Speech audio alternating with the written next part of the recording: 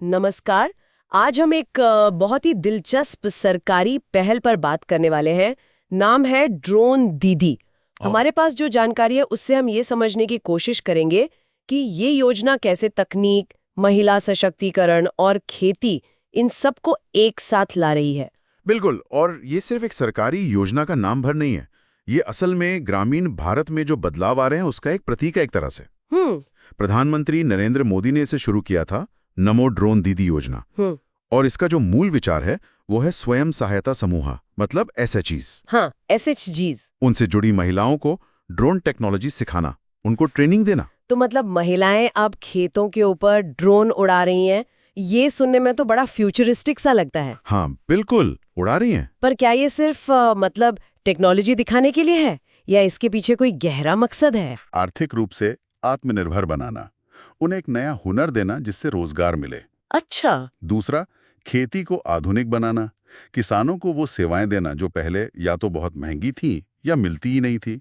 सोचिए, ड्रोन से नैनो उर्वरक या कीटनाशक का छिड़काव कितना सटीक और आसान हो जाता है। अच्छा, तो ये ड्रोन सिर्फ उड़ाने के लिए नहीं है। ये खेतों में असल में क्या कर रहे हैं, मतलब सिर्फ छिड़काव? छिड़काव एक मुख्य काम है, हाँ, लेकिन ये बहुत प्रिसीजन के साथ होता है, जिसे कहते हैं ना प्रिसीजन एग्रीकल्चर। हाँ हाँ। मतलब जितनी जरूरत है उतना ही दवा या खाद डालना।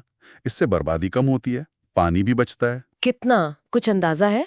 हाँ, जानकारी के मुताबिक पारंपरिक तरीकों से तुलना करें तो पानी करीब 40% तक कम लग सकता है, और कीटनाशक भी शायद 20-30% कम। अरे वाह, ये तो काफी है। और छिड़काव के अलावा? इसके अलावा ये ड्रोन फसल की सेहत पर नजर रखते हैं, क्रॉप हेल्थ मॉनिटरिंग जिसे कहते हैं। अच्छा। खेतों का सर्वे करना, डेटा जमा करना, ये सब भी मुमकिन है। ये तो वाकई कमाल है। मतलब एक तरफ तो महिलाओं को नया स्किल मिल रहा है, रोजगार मिल रहा है, उनकी एक सामाजिक पहचान बन रही है। मैंने पढ़ा था कि कैसे एक महिला बता रही थी कि ड्रोन पायलट बनने के बाद गांव में लोग अब उसे इज्जत से देखते हैं, एक टेक्निकल एक्सपर्ट की तरह। बिल्कुल सही।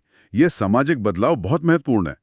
और दूसरी तरफ किसानों को भी सीधा फायदा है। जैसे? एक तो समय की बचत, जो काम पहले घंटों में होता था वो अब मिनटों में हो जाता है। दूसरा, स्वास्थ्य। किसानों को खतरनाक केमिकल्स के सीधे संपर्क में नहीं आना पड़ता। ये बहुत बड़ा पहलू है। ये तो है। और तीसरा, लागत भी कम होती है। पानी, खाद, दवा, मजदूरी, सब में थोड़ी थोड़ी बचत होती है। तो कुल मिलाकर खेती ज्यादा एफिशिएंट और सुरक्षित हो रही है। तो इस पूरे सिस्टम को चला कौन रहा है, मतलब जमीन पर कौन लागू कर रहा है? सरकार? देखरेख तो मुख्य रूप से कृषि मंत्रालय ही कर रहा है, भारत सरकार का। लेकिन जो असल काम है ट्रेनिंग और सपोर्ट का, वो कृषि विज्ञान केंद्र यानी KVKs कर रहे हैं। अच्छा, KVKs। हाँ, ये जिला स्तर पर होते हैं और किसानों को नई तकनीक सिखाने में इनकी बड़ी भूमिका रहती है। तो महिलाओं का चयन, उनकी ट्रेनिंग, फिर उन्हें काम से जोड़ना, इसमें KVKs मदद कर रहे हैं। और इसमें कई प्राइवेट ड्रोन कंपनियां और खाद बनाने वाली कंपनियां भी शामिल हैं।